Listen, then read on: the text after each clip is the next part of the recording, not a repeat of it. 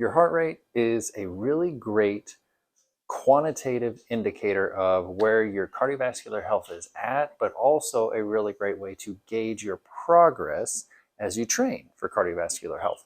There may be multiple instances where I ask for either your resting heart rate or your heart rate immediately following some kind of activity. If you use a wearable technology like an Apple Watch or Garmin or a Fitbit, they may already be able to give you what that heart rate is, or at least tell you what the average resting or working heart rate is. If that's the case, great. Use that tool to your advantage when I'm asking for those types of numbers. If you don't have a wearable technology that can do that, or you doubt whether or not that wearable is getting an accurate reading of your heart rate, you need to be able to know how to measure your heart rate on your own. So in this video, I'm going to briefly show you how you can measure your heart rate manually using your radial pulse. Your radial pulse is always on the thumb side of your forearm, and there's a pretty easy way to find it.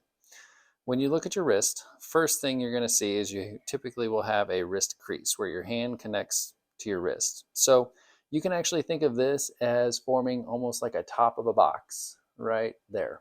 Okay. Now on the inside of the box, you can see you actually have some tendons running up the middle of your wrist. Okay.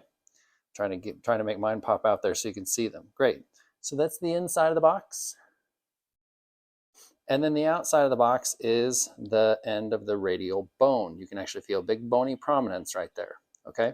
Now, if you were to find that bony prominence, staying inside that box and simply walk your finger towards the middle until it gets nice and squishy, but you're still inside that box, you're going to feel something, and you don't push hard, you're going to feel something pulsing into your finger. That is your radial pulse. Typically, never use your thumb. Use your two fingers. Just lay them lightly up in that box, just to the inside of that bone, and you're going to feel the pulse beating into your fingers. Now, once you find your radial box and you find your pulse, you're going to keep your fingers on your pulse. You're going to use a clock or a timer for 15 seconds.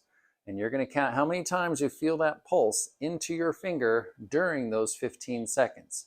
Take that number, multiply it by 4, and that is going to give you the number of beats per minute.